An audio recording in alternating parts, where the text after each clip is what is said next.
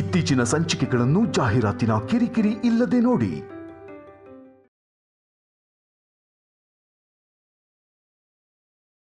ನನ್ ಮಗು ಹುಷಾರು. ಥ್ಯಾಂಕ್ ಯು ಕಲ್ಯಾಣಿ.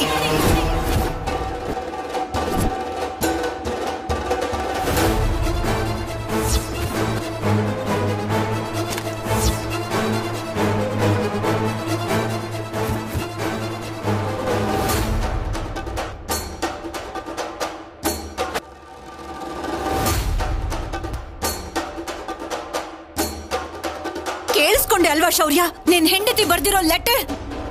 ನಂಬಿಕೆ ಇಲ್ಲ ಅಂದ್ರೆ ತಗೋ, ನೀನೇ ಓದು.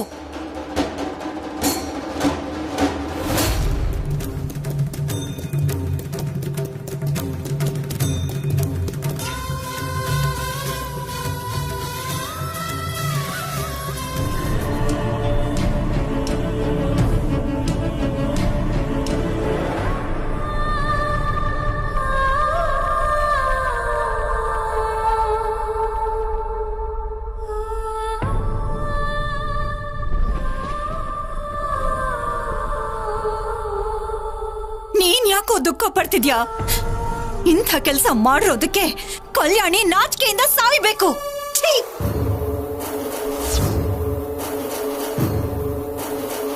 ನಿಜವಾಗ್ಲೂ ನೀನು ಒಂದು ಹೆಣ್ಣೇನಾ? ಇಬ್ರು ಪ್ರೇಮಿಗಳನ್ನ ಒಂದು ಮಾಡಿ ₹1,00,00,000 ದುಡ್ಡು ಕೊಟ್ಟು ಕಳಿಸ್ತೀಯಾ? ಇಲ್ಲ, ಈ ಲೆಟರ್ ಅಲ್ಲಿರೋದೆಲ್ಲ ಸುಳ್ಳು. ನಾನು ಹಾಗೆ ಮಾಡಿಲ್ಲ. ಸಿದ್ದು ಮಾತ್ರ ಸಂಪದನ್ ಲವ್ ಮಾಡ್ತಿದ್ದ. ಸಂಪದನು ಸಿದ್ದುನ ಲವ್ ಮಾಡ್ತಿದ್ಲು. ಆದ್ರೆ ಇವಾಗಲ್ಲ, ಅದು ತುಂಬಾ ಹಿಂದೆ ಅಂತ ಹೇಳಿದ್ಲು.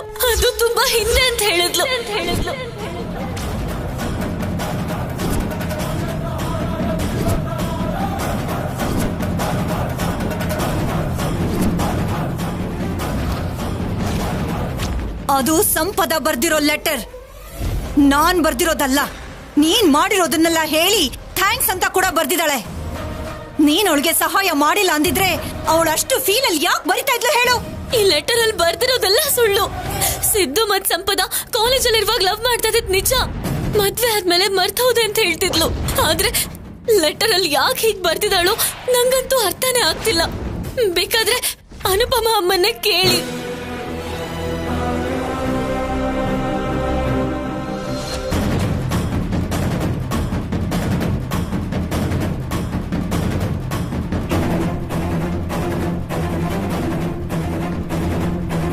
ಸಿದ್ದು ಸಂಪದ ಇಬ್ರು ಲವ್ವರ್ಸ್ ಅಂತ ಓಡ್ ಹೋಗೋ ಪ್ಲಾನ್ ಮಾಡಿದ್ದಾರೆ ಅಂತ ನಾನು ಹುಟ್ಟಿದ ಹಬ್ಬದ ದಿನಾನೇ ಗೊತ್ತಾಗಿದ್ದು.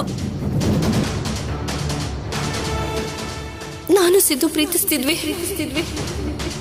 ಮದ್ವೆ ಕೂಡ ಮಾಡ್ಕೋಬೇಕು ಅಂತಿದ್ವಿ. ಆ ಸಿದ್ದು ದುಡ್ಡಿಗೋಸ್ಕರ ಮದ್ವೆ ನಾಟಕ ಆಡ್ದ. ಅಷ್ಟಕ್ಕೂ ನಾನು ಕಲ್ಯಾಣಿನ ಮದ್ವೆಗೆ ಒಪ್ಕೊಂಡಿದ್ದೆ ದುಡ್ಡಿಗೋಸ್ಕರ.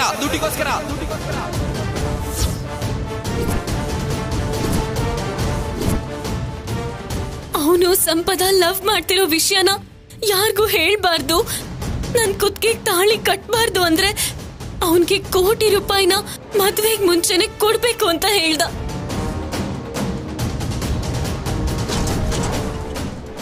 ಹೌದು ದಮಯಂತಿ, ಕಲ್ಯಾಣಿ ಹೇಳೋದೆಲ್ಲ ನಿಜ. ಇದರಲ್ಲಿ ಕಲ್ಯಾಣಿದೇನು ತಪ್ಪಿಲ್ಲ. ಅಂದ್ರೆ ತಪ್ಪೆಲ್ಲ ನಿಂದೇನೆ ಅನುಪಮ.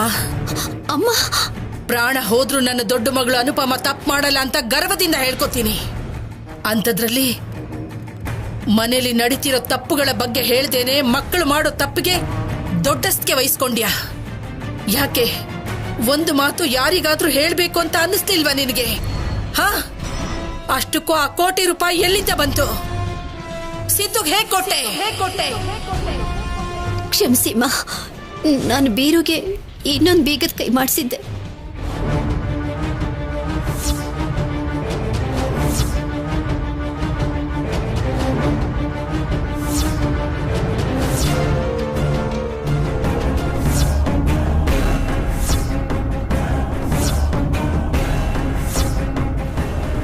ಅದನ್ನ ಸಿದ್ದು ಕೈಲಿ ಕೊಟ್ಟು ಹಣ ತಗೊಂಡು ಇಲ್ಲಿಂದ ಹೊರಟೋಗು ಅಂತ ಹೇಳಿದ್ದೆ.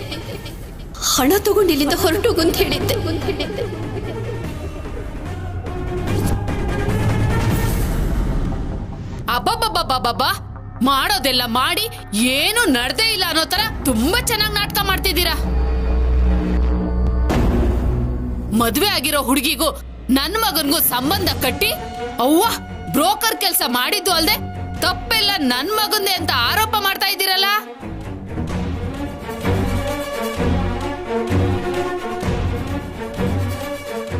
ಮೀನಾಕ್ಷಮ್ಮ, ಇಲ್ಲಿ ಯಾರು ಅಂತ ಕೆಲಸ ಮಾಡ್ಲಿಲ್ಲ. ನಡೆದಿದ್ದೇನೆ ನಾನು ಹೇಳ್ತಿರೋದು. ನಡೆದಿದ್ದ ತಪ್ಪೆಲ್ಲ ಸಿದ್ದು ಇಂದಾನೆ. ಇನ್ ನಿಲ್ಸಮ್ಮ ಅನುಪಮ ಅಮ್ಮ. ಸರಿಯಾಗಿ ಸಿಕ್ಕಾಕೊಂಡ್ರು ತಪ್ಪಿಸ್ಕೋಬೇಕು ಅಂತ ನನ್ ತಮ್ಮಂಗಂದ್ರೆ ಸುಮ್ನೆ ಇರಲ್ಲ, ಹೇಳ್ತಿದ್ದೀನಿ. ಈ ಮನೆ ಬಗ್ಗೆ ಎಲ್ರು ಒಳ್ಳೆ ಮಾತಾಡಿದನ್ನ ಕೇಳಿ ನಿನ್ನ ಮದ್ವೆ ಮಾಡ್ಕೊಟ್ಟೆ. ಇವಾಗ ಗೊತ್ತಿದ್ದು ಶಿವಪಾರ್ವತಿಯವರ ಮುದ್ದಿನ ದೊಡ್ಡ ಮಗನ ಅಕ್ರಮ ಸಂತಾನದ ಜೊತೆಗೆ ಮದ್ವೆಗೆ ಒಪ್ಕೊಂಡೆ, ದುಡ್ಡಿಗೆ ಆಸೆ ಪಟ್ಟು. ಎಲ್ಲಿ ಹೋಗುತ್ತೆ ತಂದೆ ತಾಯಿ ಕೆಟ್ಟ ಬುದ್ಧಿಗಳು. ಮರ್ಯಾದೆಯಿಂದ ಮಾತಾಡು. ಒಂದಲ್ಲ 100 ಸಲ ಅಂತೀನಿ, ತಪ್ಪು ನಿನ್ ಮೊಮ್ಮಗಳು ನಿನ್ ಮಗಳು ಅನುಪಮ ಮಾಡಿಲ್ವಾ? ಅವ್ರು ಮಾಡಿ ತಪ್ಪು ಅಂತ ಹೇಳಿದ್ರೆ ನಿನ್ಗೆ ಕೋಪ ಉಕ್ಕಿ ಬರುತ್ತಲ್ಲ. ನನ್ ಮಗನ್ಗೆ ಬಂಗಾರದಂತ ಸಂಬಂಧ ಬಂದ್ರು ಈ ದಿಕ್ಕಿಲ್ದೇ ಇರೋ ಸಂಬಂಧನ ಒಪ್ಕೊಂಡಲ್ಲ.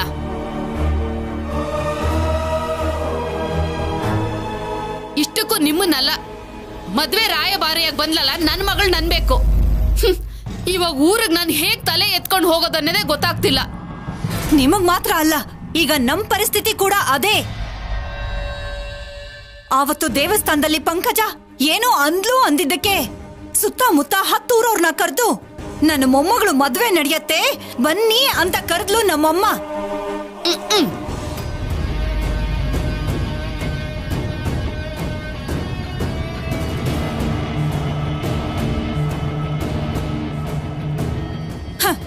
ಇವಾಗ ಇಲ್ಲಿ ನಡೆದಿರೋದನ್ನೆಲ್ಲ ನೋಡ್ದವ್ರು ನಾವ್ ಎಲ್ಲಿಗೆ ಹೋದ್ರು ಏನ್ ದಮಯಂತಿ ನಿನ್ನ ಸೊಸೆ ಮಗುನ ಬಿಟ್ಟು ಓಡ್ ಹೋದ್ಲಂತೆ ಅಂತ ನನ್ನ, ನಿನ್ ಹೆಂಡತಿ ಓಡ್ ಹೋದ್ಲಂತಲ್ಲೋ ಅಂತ ನನ್ನ ಮಗನ್ನ, ನಿಮ್ ಮೊಮ್ಮಗಳು ಹೀಗ್ ಮಾಡಿದ್ಲಂತಲ್ಲ ಅಂತ ನೀವ್ ಬೆಳ್ಸಿರೋ ರೀತಿ ಇದೇನಾ ಅಂತ ನಮ್ಮಪ್ಪ ಅಮ್ಮನ್ನ ಕೇಳಿದ್ರೆ ಅವ್ರ ಕೈ ಸಹಿಸ್ಕೊಳಕ್ಕಾಗತ್ತಾ?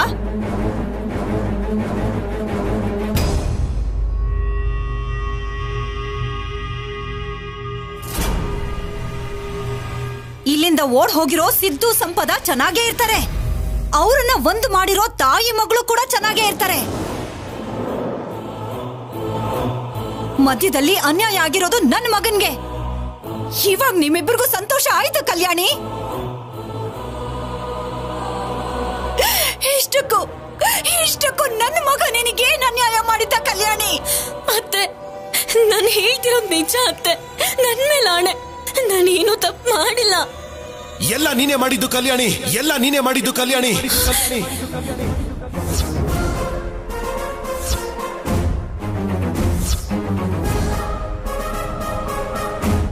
ಎಲ್ಲಾನು ನೀನೇ ಮಾಡಿದ್ದು.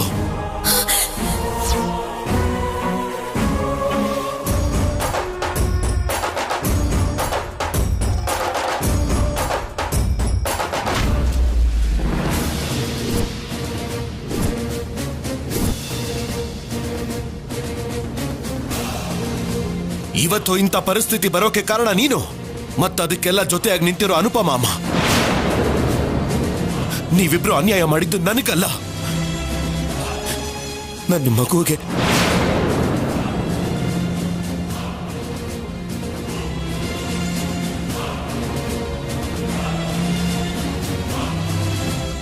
ಇಷ್ಟು ದಿವಸ ನನ್ನ ಜೊತೆ ಪ್ರೀತಿಯಿಂದ ಇದ್ದು ನನ್ನ ಜೊತೆಲೇ ಪ್ರೀತಿಯಿಂದ ಸಂಸಾರ ಮಾಡಿ ನನ್ನ ಮಗುಗೆ ಜನ್ಮ ಕೊಟ್ಟಿದ್ದಾಳೆ ನನ್ನ ಹೆಂಡತಿ.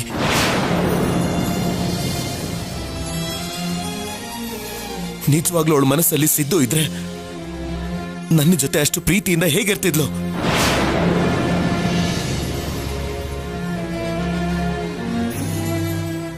ನಿಜಾನೇ, ಅವಳು ಕಾಲೇಜ್ ಡೇಸ್ ಅಲ್ಲಿ ಪ್ರೀತಿ ಮಾಡಿರ್ಬೋದು, ಸಿದ್ದು ಜೊತೆ ಲೈಫ್ ಶೇರ್ ಮಾಡ್ಕೋಬೇಕು ಅಂತ ಅನ್ಕೊಂಡಿರ್ಬೋದು. ಆದ್ರೆ ಅವಳು ಮದುವೆ ಆದ್ಮೇಲೆ ಬದಲಾಗಿದ್ಲು. ಸಂಪದಾಗೆ ತನ್ನ ಪ್ರೀತಿಗೆ ಮೋಸ ಆಯ್ತು ಅನ್ನೋ ನೋವು ಬರಬಾರ್ದು ಅಂತ ನಾನು ಅವಳನ್ನ ಹೆಚ್ಚಾಗಿ ಪ್ರೀತಿಸೋದಕ್ಕೆ ಶುರು ಮಾಡಿದೆ. ಮುಂಚೆ ಅವಳಿಗೆ ಎಷ್ಟೇ ಕಷ್ಟ ಆದ್ರೂ ಹೋಗ್ತಾ ಹೋಗ್ತಾ ನನ್ನ ಪ್ರೀತಿನ ಅರ್ಥ ಮಾಡ್ಕೊಂಡ್ಲು. ನಮ್ಮಿಬ್ಬರ ಪ್ರೀತಿಯ ಸಂಕೇತಾನೆ ಈ ಮಗು. ನೀನು ಈ ಮನೆಗೆ ಬಂದು ದಿವಸದಿಂದಾನೆ ಅವಳಿಗೆ ಟೆನ್ಷನ್ ಜಾಸ್ತಿನೇ ಆಗ್ತಿತ್ತು. ಯಾವಾಗ್ಲೂ ಏನಾದ್ರೂ ಒಂದು ಯೋಚನೆ ಮಾಡ್ತಾನೆ ಇರೋಳು. ಮೇ ಬಿ ನಿನ್ನ ಮಾತನ್ನ ಕೇಳಿ ತಾನು ತಪ್ಪು ಮಾಡ್ತಿದ್ದೀನಿ ಅನ್ನೋ ಭಯದಲ್ಲಿರ್ಬೇಕು. ಆದ್ರೆ ನೀನ್ ಬಂದು ಅವಳ ಮನಸ್ಸನ್ನ ಬದಲಾಯಿಸ್ದೆ. ಶೌರ್ಯ, ಸಂಪದನ ನೀನ್ ಎಷ್ಟು ಪ್ರೀತಿಸ್ತೀಯ ಅಂತ ನನಗ್ ಗೊತ್ತು. ನಾನ್ ನಿಜನೇ ಹೇಳ್ತಿದ್ದೀನಪ್ಪ, ಇದರಲ್ಲಿ ಕಲ್ಯಾಣಿದೇನು ತಪ್ಪಿಲ್ಲ. ಸಿದ್ದು ಸಂಪದಳ ವಿಷಯ ನಮಗ್ ಗೊತ್ತಾದಾಗ ನನಗ್ ಮೊದಲು ನೆನಪಿಗೆ ಬಂದಿದ್ದು ನೀನೇ. ಅದಕ್ಕೆ ಸಿದ್ದು ಅವನಿಗೆ ಕೋಟಿ ರೂಪಾಯಿಗಳು ಬೇಕು ಅಂದಾಗ ನಾನು ಕೋಟಿ ರೂಪಾಯಿ ಕೊಡ್ತೀನಿ, ಇನ್ ಮುಂದೆ ಯಾವುದೇ ಕಾರಣಕ್ಕೂ ಸಂಪದನ್ ಜೀವನದಲ್ಲಿ ಬರಬಾರ್ದು ಅಂತ ಕೇಳ್ಕೊಂಡೆ. ಸರಿ ಅಂತ ಹೇಳ್ದ. ಆ ಹಣ ತಗೊಂಡು ಹೊರಟೋಗ್ತೀನಿ ಅಂತ ಹೇಳ್ದ. ನಾನು ಕಲ್ಯಾಣಿ ಹಾಗೆ ಆಗ್ಲಿ ಅಂತ ಹೇಳಿದ್ವಿ. ಆದ್ರೆ ಸಂಪದ ಈ ರೀತಿ ಎಲ್ಲ ಮಾಡ್ತಾಳೆ ಅಂತ ನಾವ್ ಅಂದ್ಕೊಂಡಿರ್ಲಿಲ್ಲಪ್ಪ. ಕಲ್ಯಾಣಿಗಿಂತ ಮುಂಚೆ ನಿನ್ನ ಅಮ್ಮ ಅಂತ ಕರೆದಿದ್ದು ನಾನೇ ಅಲ್ವೇನಮ್ಮ? ಅಂಥದ್ರಲ್ಲಿ ಈಗ ನಿನಗೆ ನನಗಿಂತ ಈ ಕಲ್ಯಾಣಿನೇ ಹೆಚ್ಚಾಗೋದ್ಲಾ? ತಪ್ಪು ಮಾಡಿರೋ ಕಲ್ಯಾಣಿ ಪರವಾಗಿ ನಿಲ್ತಿದ್ಯಾ, ನೋವಲ್ಲಿರೋ ನನ್ನ ಪರವಾಗಿ ನಿಲ್ತಿಲ್ವಲ್ಲ. ನೀನ್ ಹೀಗ್ ಬದಲಾಗ್ತೀಯ ಅಂತ ಅನ್ಕೊಂಡಿರ್ಲಿಲ್ಲಮ್ಮ. ಹಾಗ ಮಾತಾಡ್ಬೇಡ ಶೌರ್ಯ. ನನಗೆ ಕಲ್ಯಾಣಿ ನೀನು ಇಬ್ರು ಒಂದೇನೆ. ಇಬ್ರು ಒಂದೇ ಆದ್ರೆ ನನ್ನ ಹತ್ರ ಯಾಕಮ್ಮ ನಿಜನ ಮುಚ್ಚಿಟ್ಟೆ? ಸಿದ್ದು ಹೇಳಿದ ಮಾತುಗಳು ಕೇಳಿ ತುಂಬಾ ಹೆದರಿ ಬಿಟ್ಟಿದ್ದೆ. ಸುಳ್ಳು ಹೇಳ್ಬೇಡಮ್ಮ. ನನ್ ತಮ್ಮ ಅಷ್ಟೆಲ್ಲ ಏನಂದ?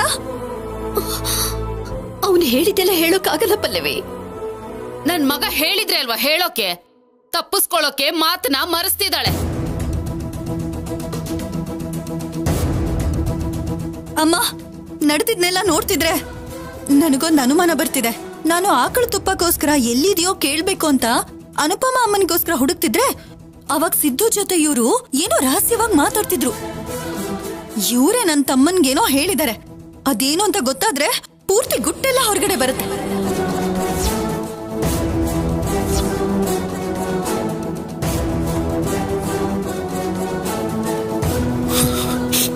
ಅಮ್ಮ ಹೇಳು, ಸಿದ್ದು ನೀನ್ ಭೇಟಿ ಮಾಡಿದ್ಯಾ? ಏನಂದ ಸಿದ್ದು? ಯಾಕೆ ಅಷ್ಟೊಂದು ಭಯ ಪಟ್ಟ ಅವನು? ಹೇಳಮ್ಮ ಹೇಳಮ್ಮ ಹೇಳಮ್ಮ. ನಾನು ಕೋಟಿ ತಗೊಂಡು ಊರ್ ಬಿಟ್ಟು ಹೊರಗಡೆ ಹೋಗೋವರೆಗೂ ನನ್ನ ಬಗ್ಗೆ ಆಗ್ಲಿ, ನಾನ್ ಸಂಪದಳ ಹಿಂದೆ ಬಿದ್ದಿರೋದ್ರ ಬಗ್ಗೆ ಆಗ್ಲಿ ಹೇಳಿದ್ರೆ ಅವಳ ಹೊಟ್ಟೆಲ್ ಹುಟ್ಟಿರೋ ಮಗುಗೆ ನಾನೇ ತಂದೆ ಅಂತ ಹೇಳ್ಬಿಡ್ತೀನಿ. ಅಷ್ಟೇ ಅಲ್ಲ, ಕಲ್ಯಾಣಿ ನಾನು ಕ್ಲೋಸ್ ಆಗಿರೋ ಫೋಟೋಸ್ನೆಲ್ಲ ಎಲ್ಲರಿಗೂ ತೋರಿಸಿ ಅವಳಿಗೂ ನನಗೂ ಸಂಬಂಧ ಇದೆ ಅಂತ ಹೇಳಿ ಊರ್ನವ್ರ ಮುಂದೆ ನಿಮ್ ಮರ್ಯಾದೆ ತೆಗೆದು ತಲೆ ಎತ್ತಿ ತಿರುಗಾಡ್ದೇ ಇರೋ ಹಾಗೆ ಮಾಡ್ತೀನಿ ಅಂತ ಹೇಳ್ದ ಶೌರ್ಯ. ಅದಕ್ಕೆ ಹೆದರ್ಕೊಂಡ್ಬಿಟ್ಟೆ. ಅಯ್ಯೋ ಅಯ್ಯೋ ಅಯ್ಯೋ, ನನ್ ಮಗನ್ ಮೇಲೆ ಎಷ್ಟೊಂದು ಆರೋಪಗಳು ಮಾಡ್ತಾ ಇದ್ದೀರಾ. ನೀವು ಸುಮ್ನಿರಿ. ಹಾ ಅಮ್ಮ, ಯಾವುದೇ ಚಿಕ್ಕ ಸಮಸ್ಯೆ ಬಂದ್ರೂ ಕೂಡ ಪೊಲೀಸ್ ಸಹಾಯ ತಗೋತಾರಲ್ವಾ? ಮನೇಲಿ ನಾನಿದ್ದೀನಿ ತಾನೆ. ನಾನು ಅರ್ಥ ಮಾಡ್ಕೊಳ್ಳಲ್ಲ ಅನ್ಕೊಂಡ್ರ? ನಿಮ್ ಮಾತನ್ನ ನನ್ನಿಂದ ನಂಬೋಕಾಗ್ತಿಲ್ಲ ಅಮ್ಮ. ನೀನು ಕಲ್ಯಾಣಿ ಸುಳ್ಳು ಹೇಳ್ತಿದ್ದೀರಾ ಅಂತ ನನಗೆ ತುಂಬಾ ಚೆನ್ನಾಗಿ ಗೊತ್ತಾಗ್ತಾ ಇದೆ. ನಮ್ಮನ್ನ ನಂಬು ಆಫೀಸರ್.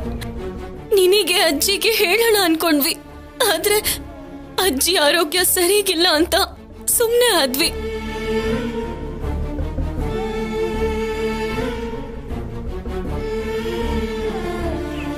ಸಂಪದ ಸಿದ್ದು ಪ್ರೀತಿ ಮಾಡ್ತಿದ್ದಾರೆ ಅಂತ ಗೊತ್ತಾದ್ರೆ ನೀನ್ ನೊಂದ್ಕೋತ್ಯಾ ಅಂತ ನಿನಗೆ ಹೇಳಲಿಲ್ಲ ಅಷ್ಟೆ. ಅವನು ದುಡ್ಡಿಗೋಸ್ಕರ ಹೀಗ್ ಮಾಡ್ತಿದ್ದಾನೆ ಅನ್ಕೊಂಡು ಅವನ್ ಮುಖದ ಮೇಲೆ ದುಡ್ಡು ಬಿಸಾಕಿದ್ರೆ ಅವನು ಸಂಪದ ಜೀವನದಲ್ಲಿ ಮತ್ತೆ ಬರಲ್ಲ ಅನ್ಕೊಂಡು ಹೀಗ್ ಮಾಡಿದ್ವಿ. ಆದ್ರೆ ಸಂಪದನ್ ಕೂಡ ಕರ್ಕೊಂಡು ಹೋಗ್ತಾನೆ ಅಂತ ಅನ್ಕೊಂಡಿರ್ಲಿಲ್ಲ. ಸರಿ, ನೀವು ಹೇಳಿದ್ದೆ ನಿಜ ಅಂತ ಅನ್ಕೊಳ್ಳೋಣ. ಈಗ ನನ್ನ ಮಗುವಿನ ತಾಯಿ, ನನ್ನ ಹೆಂಡತಿ ನನ್ನಿಂದ ದೂರ ಆಗಿದ್ದಾಳೆ.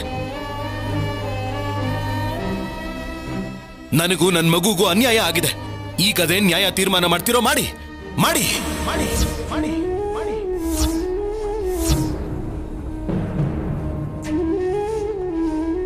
ಯಾಕಜ್ಜಿ ಮೌನವಾಗಿ ನಿಂತು ಬಿಟ್ಟಿದ್ದೀರಾ? ನಿನ್ನ ಮೊಮ್ಮಗನಿಗೆ ಅನ್ಯಾಯ ಆಗಿದೆ. ನ್ಯಾಯ ಸಿಗೋ ಹಾಗೆ ಒಂದು ತೀರ್ಪು ಕೊಡು.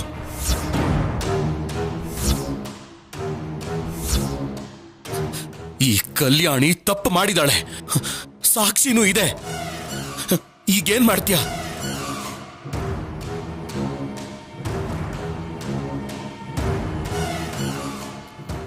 ನಡೀತಿರೋದನ್ನೆಲ್ಲ ನೋಡ್ತಿದ್ರೆ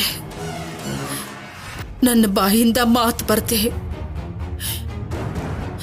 ಹೃದಯ ನಿಂತೋಗಿ ಜೀವಂತ ಶವವಾಗಿದ್ದೀನಿ.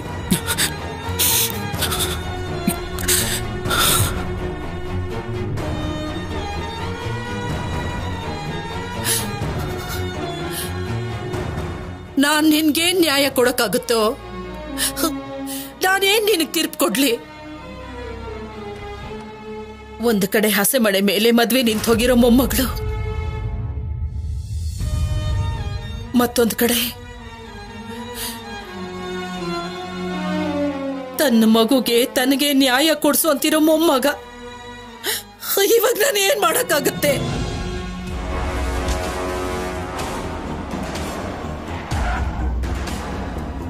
ದೊಡ್ಡವರಾಗಿ ನಿಮ್ಮಿಂದಾನೇ ನ್ಯಾಯ ಹೇಳೋಕಾಗ್ಲಿಲ್ಲ ಅಂತಂದ್ರೆ ನನ್ನ ಮಗುಗೋಸ್ಕರ ನಾನೇ ಯಾವುದು ನ್ಯಾಯ ಅನ್ಸುತ್ತೋ ಅದನ್ನೇ ಮಾಡ್ತೀನಿ.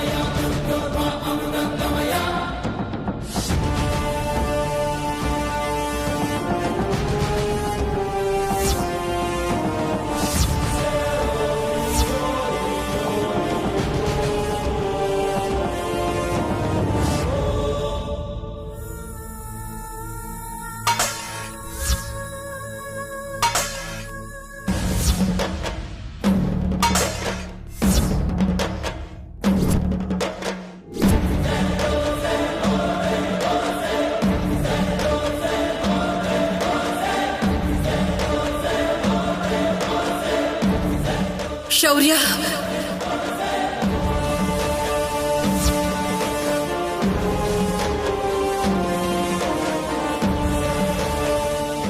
ಮಾತು ಬರ್ತಿಲ್ಲ ಅಂತ ಹೇಳ್ತಿದ್ಯಾ? ಅಟ್ಲೀಸ್ಟ್ ಆಶೀರ್ವಾದ ಮಾಡು ಅಜ್ಜಿ. ನನಗೂ ನನ್ನ ಮಗುಗೂ ನ್ಯಾಯ ಯಾವುದೇ ಕಾರಣಕ್ಕೂ ಸಿಗಲ್ಲ. ಅದಕ್ಕೆ ತಪ್ಪು ಮಾಡಿರೋ ಕಲ್ಯಾಣಿಗೆ ಶಿಕ್ಷೆ ಆಗ್ಲೇಬೇಕು. ಶಿಕ್ಷೆ ಆಗಬೇಕು ಅಂದ್ರೆ ಕಲ್ಯಾಣಿ ಕುತ್ತಿಗೆಗೆ ನಾನು ತಾಳಿ ಕಟ್ಟಬೇಕು. ನಾನು ತಾಳಿ ಕಟ್ಟಬೇಕು. ಶೌರ್ಯ,